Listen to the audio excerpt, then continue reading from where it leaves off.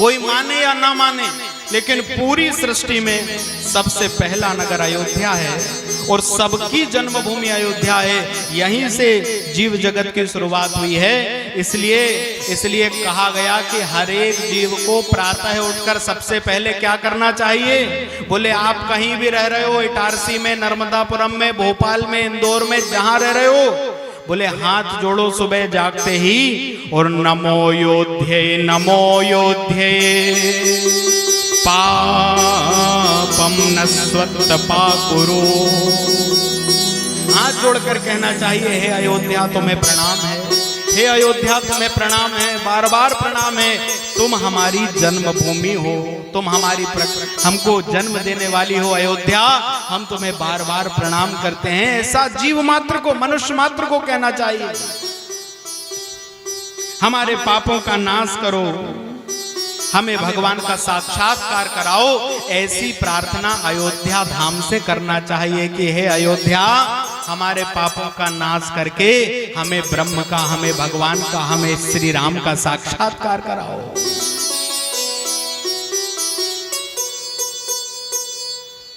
नित्य प्रति जो सनातनी अयोध्या से ऐसी प्रार्थना करता है, तो इस नदी, महाराज सरयू नदी के तट पर जो नगर बसा हुआ है, जो भगवान का परम पावन धाम है, जो मोक्ष देने वाली नगरी है, वो अयोध्या मैया निश्चित ही कृपा करती हैं। और जब अयोध्या की कृपा हो जाए तब अयोध्या में कथा सुनने को मिलती है। बोलो रामलला महाराज की।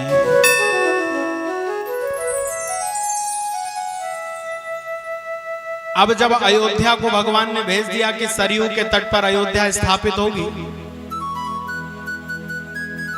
तो अयोध्या कोई साधारण भूमि तो थी नहीं कि कहीं भी ले जाकर रख दो अयोध्या नगर बन जाए।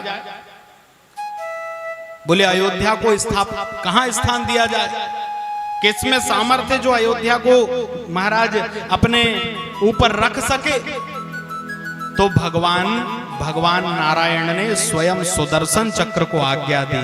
और आपको बताएं कि सुदर्शन चक्र पहले इस भूमि पर आया और सुदर्शन चक्र ने अपने ऊपर महाराज जिस नगरी को धारण किया, जिस धाम को धारण किया, बोले यह सुदर्शन चक्र के ऊपर विराजित नगरी है, इसलिए चक्र के ऊपर विराजने से ये चक्रांकित हो गई है।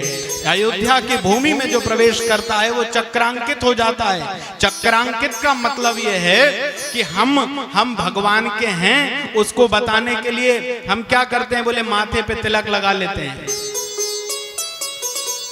कोई महाराज त्रिशूल बनवा लेता है, कोई धनुष बाण बनवा लेता है, कोई चक्र बनवा लेता है। अयोध्या जो आ जाए उसने शरीर पे कुछ बनवाया हो या ना बनवाया हो, बोले अयोध्या की भूमि में पैर रखते ही वो जीवात्मा चक्रांकित हो जाता है, सुदर्शन चक्र से अंकित हो जाता है। और ये निश्चित हो जाता है कि जो सुदर्शन चक्र से अंकित हो गया, फिर काल या यमराज उसका कुछ नहीं बिगाड़ सकते, क्योंकि उसके ऊपर भगवान के राम का हो जाने का ठप्पा लग जाता है। महाराज ये इस भूमि की विशेषता है। हम सब चक्रांकित हो गए। और आप देखना, सुदर्शन चक्र की महिमा आपको पता है कि जब जय और विजय को 3 जन्मों में राक्षस होने का श्राप मिला, तो पहले जन्म में ये दोनों कौन बने, हिरण्यकश्यप और हिरण्याक्ष। काहे से मारा भगवान ने इनको, बताओ। हिरण्यकश्यप को नाखून से फाड़ा, है ना, हिरण्याक्ष को चांटे से मारा, हाथ से। ये दोनों पहले जन्म में राक्षस योनि से छूट गए। दूसरे जन्म में यही दोनों रावण और कुंभकर्ण बने। तो भगवान ने काहे से मारा, बोले भगवान ने दूसरे जन्म में इनको धनुष बाण से मारा, रावण और कुंभकर्ण को, राम रूप। तीसरे जन्म में जब ये दोनों भाई शिशुपाल और दंतवक्र बने, तो बोले 3 जन्मों में पहले जो 2 जन्म रहे उसमें भगवान ने इनको सुदर्शन चक्र से नहीं मारा। यदि सुदर्शन से भगवान हिरण्याक्ष, हिरण्यकश्यप, रावण, कुंभकर्ण किसी को मार देते तो इनका अगला जन्म राक्षस योनि में होता ही नहीं, क्योंकि वो चक्रांकित हो जाते। इसलिए 2 जन्मों में, पहले में नाखून से, हाथ से मारा, दूसरे में धनुष बाण से मारा, और तीसरा जन्म जब इनने पाया तो भगवान ने दोनों को सुदर्शन चक्र से मारा है। और सुदर्शन चक्र का स्पर्श होते ही ये राक्षस देह से छूट के फिर से भगवत धाम पहुंच गए। ये चक्रांकित होने का फल है महाराज, चक्र के स्पर्श का फल है। तो अयोध्या नगरी जो है वो महाराज या चक्रो परिराजते, ये चक्र के ऊपर महाराज विराजित नगर है।